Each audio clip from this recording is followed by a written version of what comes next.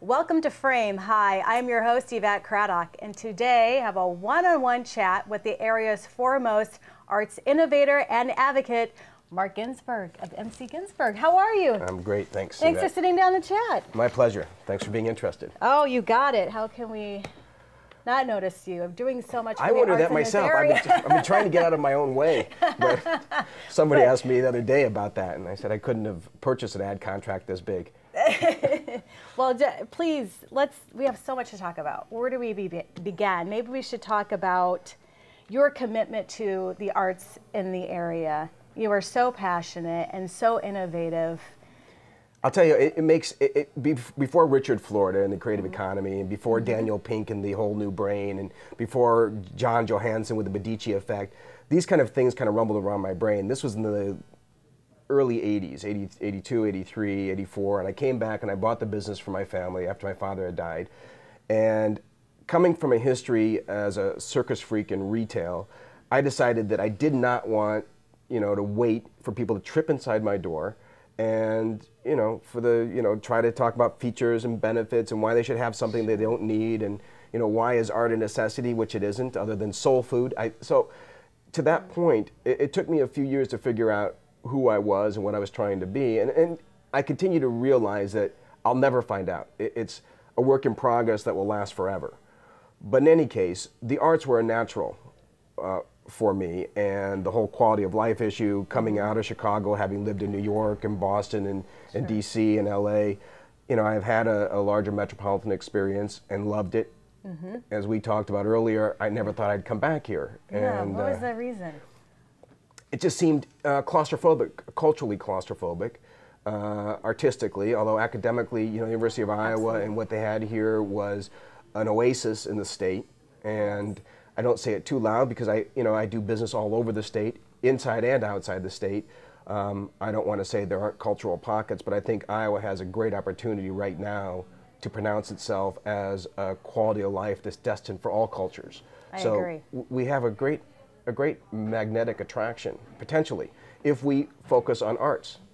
Absolutely. And we're number 42 on the list, I believe, for the artistic spending per capita. Is that information that sounds about right on for you? It's right up there, or right down there, I should say. Yeah, right down there, right up on the downside. The problem is that our population base, it's very difficult to sustain that kind of investment.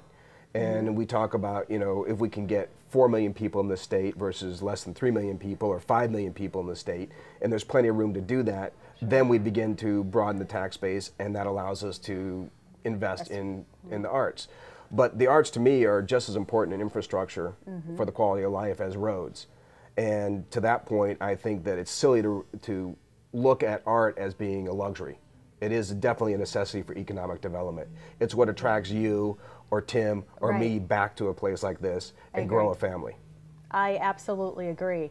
So what can we do as members of the community to keep that momentum going? Well, I think it's a matter of your tolerance for failure. I don't think it's an easy, here, after 26 years of being in business and going after this, you begin to hit the radar. Looking back over the 26 years, when I bought this building in '87, we started doing concerts outside on the sidewalks, and it hadn't been done before. So just right out here, right out in front of the building, door. right? Okay. We had dances, we had one-act plays, we had poetry slams, we had classical and jazz and blues, and it ultimately ended up being more blues and jazzy because it was able to overcome the street noise, where some of the other music was a little too, too soft to overcome honking horns and the traffic.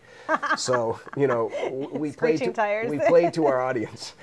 But at first we kept on getting shut down, and this went on. The police kept on showing up. I got my fines, and I kept on getting fines.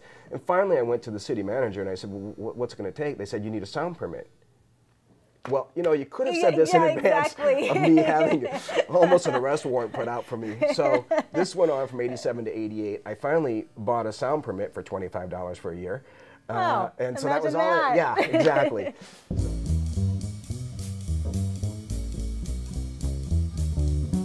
And in 91, we started the first jazz festival. It was the Washington Street Jazz Festival. And it's 21 years or so later that, you know, the Iowa City Jazz Festival has become international. It's one of the top 25 free festivals in the world today, and it's phenomenal.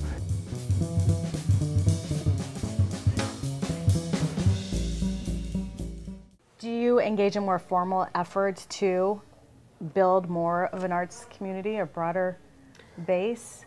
Or is it just pretty much grassroots where I could say, hey, you know, I read about you and I see you around town and understand what you're doing, and how can I be involved? I think that's a lot of it for me. The formality of a kind of a corporate environment where there are rules and boundaries doesn't really work well for me. Yet, you know, I can play the bad boy outside of the environment, trying to do what I want to do and speaking up and pushing it. So, I mean, the basic thesis is we want to grow the quality of life. We want the arts to exist here. So I become kind of the antithesis to that. I'll push the extreme in the Summer of the Arts, or in the Convention and Visitors Bureau, or in the Partnership for Alcohol Safety, whatever it is, so that we can reach some kind of synthesis. So there is some kind of compromise. But I think that every program needs somebody who's kind of antithetical, you know, who's screaming opposites. The renegade. And whether I actually believe that or not, I do believe, you know, that you know, somebody has to be courageous enough just to get slammed down. To take the risk. Right. And sometimes all it takes is just one person to take that risk, and it's amazing the number of people who will come into support. When you push like that, you're recognized as somewhat eccentric, and I don't necessarily think that's true. I don't think of myself as eccentric, but if the shoe fits, I suppose, I'll try it on for a little while. It's working. Yep, double wide pumps for me. Oh, good, 4-inch? Yeah, yeah, that's good. exactly right. Yeah, that and a net to work under, you know. But getting back to that circus. Yeah, yes, okay, exactly. got it. Do you think that being here with the university nearby and having that influx of people from all around the globe does help your efforts? I don't know where else it could work in this state. I do believe that we have a great opportunity in this state to go through the organic farming route, to build family farms. For that. The much like community Napa farms. and Sonoma have done with the vineyards. Why doesn't Iowa, you know, kind of wrap its arms around the idea of coming here like they would to Napa and Sonoma with B&Bs, and spend time going to the farmer's market throughout the entire state? So you have produce, you know, cheese and vegetables and meats and all kinds of things. Handmade objects of art, everything. Yeah. So we have a great opportunity here, and as I said, this is a work in progress. It's a task that can never possibly be finished. But the exciting thing is that you and I both wake up trying to figure out, you know, what the next direction is. That's right. We're going to get there. I think We're going to so. keep moving it forward. But it can't be done by, I know, and I alluded to this when we were chatting, a little kind of throw up your hands, like, what does it take to move this forward? We have so much beauty, we have so much talent and intelligence. What is it going to take? Determination, I think Oprah said, you can surmount any obstacle if you have determination. So the idea that you have to accept the fact that failure isn't absolute, that once you fail, there is a day that follows. Right. And getting up, dusting yourself off, trying not to put all your eggs in a singular basket so that everyth's wiped out and you have to start over financially. So you can take calculated risks. Yes, let's talk about that. Okay. Can we? Sure. I read the article and I thought, oh, that's just brilliant. So why don't you give us the overview of your, if you will, venture with the University of Iowa? We've been doing work with the university since '84 with interns, and we were taking up to 2 interns a semester, which means that the intern would come here, become familiar with the bench work, and basically to see how a retail environment works. More focused on jewelry than it was on anything outside of jewelry. Do you want to show us the benches while we chat? Sure. All right. So as it evolved over the last 26 years or so, we continued to add benches, more for our specific uses than for interns. Last year, after many years of discussing whether we should have a practicum class, which is teaching some of the upper level classes how to run a gallery, how to account, how to pro-form, how to set up a legal entity, what are their operating expenses, in addition to learning advanced bench techniques. It took a long time because of risk management at the University of Iowa, so we had to sign off on all the liability issues, which we decided we were going to do anyway. So we did that, and we had our first practicum class in 2010 for the fall semester. It was so successful that we decided to add residency programs to that, where if you were graduating in studio arts or in engineering or in physics, and you wanted the type of equipment that we had here. Now, it's unusual that a small jewelry store, 600 square feet, would have a subtractive rapid prototype machine. It's unusual they would have one, but we have 3, and 2 subtractive rapid prototypers, laser welding machines, centrifugal casting, vacuum casting, induction thermal casting, automated mixing machines, burnout ovens. We've got about $300,000 worth of equipment that we give to these incubating businesses or residents. Wow. We do charge for we charge a lease. Sure. But it would cost them close to $6,000 a month to rent the equipment and the space in a central business district, in a location like this, with display space, having the accounting available to them as well. We do the whole thing for $1,500 a month, as opposed to $6,000. Incredible. So you have $18,000 of investment in yourself, and no equipment, but the teaching and mentoring set is part of that, the accounting and the legal. That's an incredible value. I think it is. Great, I mean, where else can you start up for $18,000? It's still skin in the game. Yeah, I mean, you still have to take a risk financially. Yes. But it's not a $300,000 risk. It's not a $200,000 risk, and you don't have to hire anybody to do this. You need to, say, look, I need $18,000. Right. And if any one of my children came to me, and one is graduating in studio arts, and she said, I want to start a program like this, Dad, can you find a way to, endorse the $250,000 loan that I need? I would probably say yes, but reluctantly. Like, how about let's start here? This is $1,500 a month. Well, there are no programs like this where you can go in with $18,000 and start building your business. Anywhere in the country, nowhere the region, in the country. Nowhere. Not with this kind of equipment that's available. Pure innovation. So you get a mentoring set. You get disparate thinkers, so not everybody, you have a studio artist, you have an engineer, you have a physicist, you have somebody who's a mechanical and biomechanical engineering, and you get to sit down and start working on a new business, but then you can turn to the mechanical and bioengineer and say, what do you think about this? What solution would you use?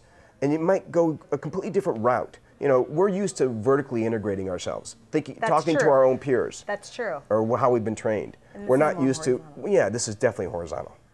So this allows for a completely different mindset. And the exciting thing is what's going to come out of it. I don't know what it is yet, because we don't know. Try things that aren't comfortable. And that's basically what we're trying to do here. And that is a catalyst for growth in and of think itself. so. At least innovation. Whether we grow or not, or people look at you, like you're nuts. Well, personal growth. Just definitely having personal. It touches everybody involved in the process. For you or for me, that grows our personality, because we need that. That feeds us. It has to. There are some that are afraid. So very true. I think that you can look through environments like this. I have to point to one of my interns who started off, N.A., who's working with me full time now on the right side.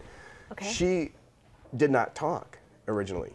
When she came here, there was no communication. So I think what's fun for me to see is now she's out in front of my clients, in front of her clients. She's designing pieces from scratch. Yes. She's completely, her alter ego or whatever her soul was inside has come out. And I think this environment has really helped. Yes. I'd like to think that. Very comfortable. I met her and she was incredibly chatty and warm and a delight. It's hard to envision her not speaking and not interacting with people 2 years on that ago, level. yeah, that was not the case. Thanks for joining our conversation. We'd love to hear your experience with the program and what you've learned and how you're translating that to the real world with developing your client base and expanding your collection, if you will. To start wherever you want. Well, maybe we can start from... So ever since I was in high school, I wanted to be in this area, like jewelry design kind of field. But I knew that would be kind of hard for me to start without knowing anything about it. So when I was in school, I thought, maybe education would be a good way to go for career-wise.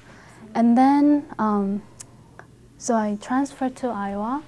Where were you? From California. Okay.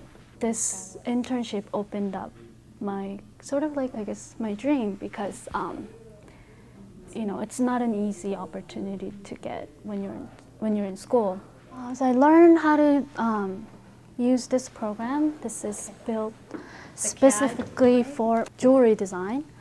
What I can do is pretty much work with any type of gemstones, designs that our clients desire for their ring, for their jewelry. So it can be any, you can design a necklace, a brooch, cuffs. I can manipulate any shapes, any color, stones. It just opens up a whole other side of design.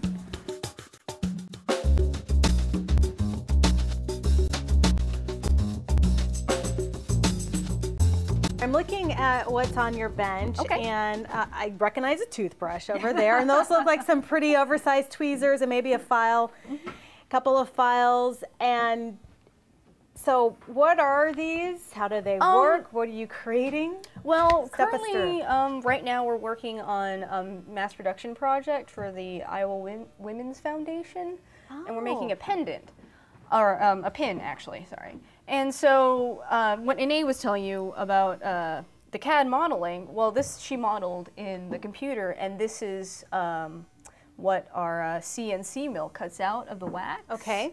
So this is what we use to cast into this piece here. Even though we do have, a CNC mill to, it actually helps produce things much quicker, we still have a lot of refining to do on our pieces, and a lot of the work we do is still done by hand.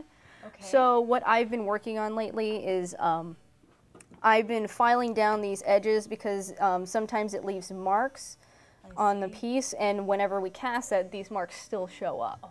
So it's a lot easier to perfect the wax and much quicker than to cast it and then try to fix it in metal form.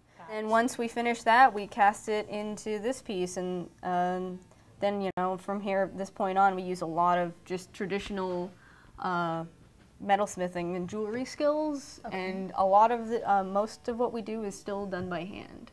Well, now, will this be cast in sterling, white gold? This is sterling silver, and this is what we're going to be using for all of our pieces. So this piece right here is sterling silver? Yes. Oh, okay. Here. It's actually not polished. It's a little rough right now, which is why it doesn't look like it's silver, but this is what raw casts look like. So whenever we cast gold or white gold, it's actually all kind of matte. Got it. There's still a lot we have to do. We have to file it, sand it, and then polish it to get that nice high polish that most people see. Wonderful. Yep. Thank you for sharing. No, Appreciate it so much. Wow, quite an involved program. And I hope you all have a new appreciation for jewelry.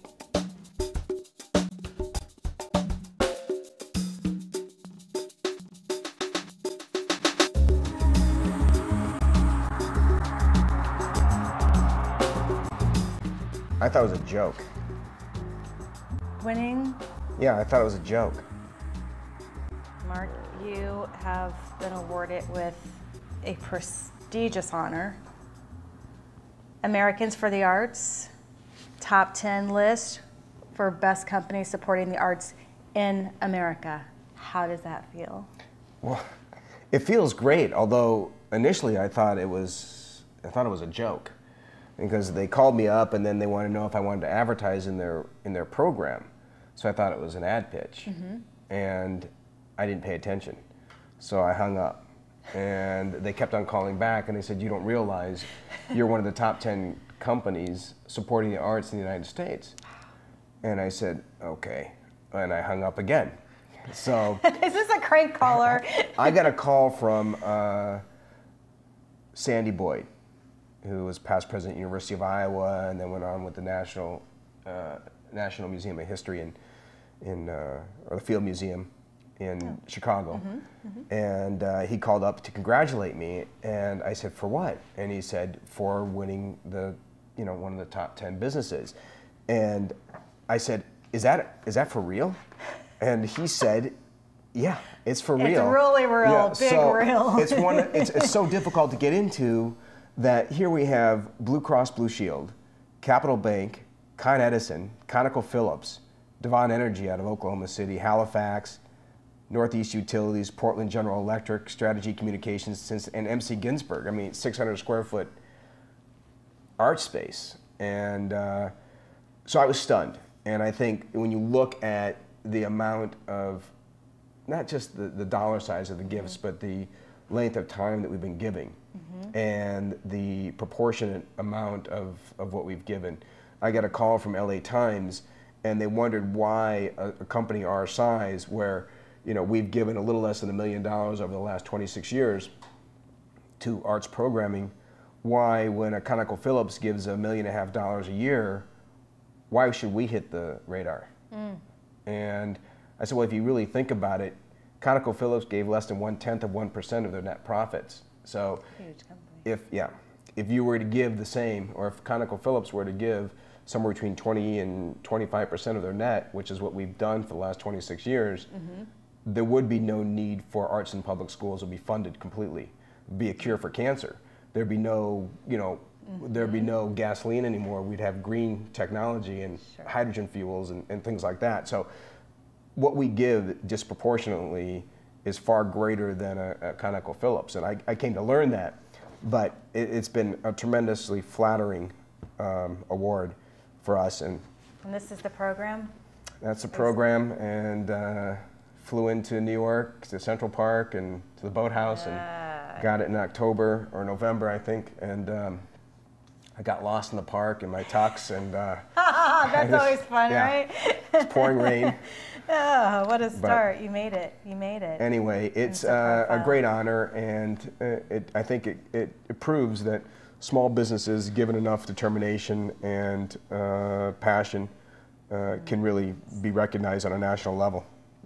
Now, how did you hit their radar? Did people in the community vote for you, or were they just doing research? There were marketing companies that were in Iowa City. A woman named Heather Stolfus, who had done some marketing work for us, felt that we had been ignored far too long, apparently. Good for her. And wrote a little article and sent it in. And actually, I don't know if you saw this on the second floor, but those archive books she went through those books and gathered a little information for each year that we've been in business, and everything has to do with the arts. So it's not like, we created this for, a public relations coup for 1 year or for 10 years. We've been doing this for 2.5 decades. Chronologic and your history. But the things that are represented here are from the practicum class to the jazz festival to the fireworks and things like that. The pianos out in front of the building, and the pianos spread throughout the downtown area. Fun. Since you've lived in Chicago, I love it when they have public art up and down Michigan Avenue. Right. And that 1 year, I remember I took photos of almost every vignette. The cows, then there were different vignettes of a living room or a kitchen, or to me it's so exciting, and I see this. Well, this is a continually changing palette. So the pianos, one day you can have boogie woogie, and the next day you can have Verdi and opera. So it's a lot of fun. And then you can have kids that are 5, 6, 7 years old with ice cream all over the Peter Pumpkin Eater. Which is my level. So I'm taking those piano classes again too. That way I can torture everybody down here. Right. Yeah, I look forward to it. We'll get that on tape. We can skip that. I don't think so. You're exploiting me. It's set up. No. All right, and then locally, you have been awarded the Larry Eckhold Award, and the nice thing about that is that Larry and I had been good friends before he died, years before. So it's truly an honor to receive something in his name, because I always appreciate what Larry had done. What is his background? Larry, new name for me. So. Yeah, Larry had always been involved in arts programming and with Hansher and with the public library, raising awareness in theater arts, and really focused on fundamentally raising money and developing, you know, so he's on the development side of the issue. And had worked tirelessly for that, and then, you know, got sick and died about 7, 8, 9 years ago. I don't remember exactly when, but. Some people just have that fuel. You have Yeah. it. I have it in my Well, own I way. hope I'm not dying soon, but. No. yeah. But where do we go from here? This Yeah. is the beginning This of, is I the think, like complete bottom. super synergy. There's a lot of excitement around here, and there's a lot of energy in this city. And the more people like you that come in and, you know, make what people like I'm doing or you're doing that are behind the scenes, that have been invisible, basically. You know, I haven't stood on the mountaintop screaming what we're doing. I'm happy to just do my thing and let people discover it. But to the extent that you're finding some of these little discoveries and you're pushing them into the forefront, I think is important. So I appreciate what you're trying to do, and as uncomfortable it is for me to go out and seek it, and you can attest that I didn't call you up and say, do a story on this. No. You know, there are a lot of people behind the scenes or invisible that are doing things that are great that don't get recognition or not looking for recognition, that you're just going to have to continue to, you know, kind of peel back the layers and find them. Well, find them, and my dear friend Tim, who's behind the camera right now, has been great in helping me to become more connected and then start putting the pieces of the puzzle together, and that's what it's about. There's, as I said before, so many people to celebrate and to expose in a positive way, because sometimes it's just that one person who becomes a catalyst for a stranger who's seeking that soulful energy and that needs to know there's a place for their voice. Well, we play off of each other. You're absolutely right about that. And I think one of the things that Hillary Clinton said, whether you agree with her or not, is it does take a community, it does take a village. It does. And we have to figure out, you know, and a kind of a combination of it does take a village and Horton Hears a Who, where every Who in Whoville has got to scream at the top of their lungs to be recognized. If we want to affect a change, we've got to participate.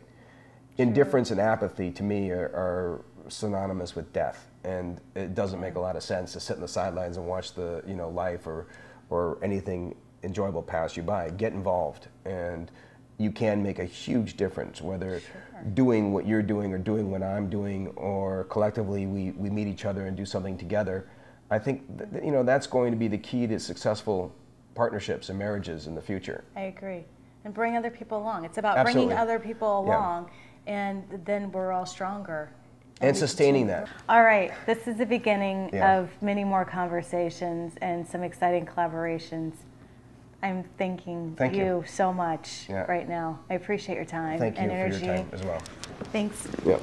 We'll do it again. Yeah, And thanks I for hope so. opening our studios for us. Thank you, everybody. Hey, you know what?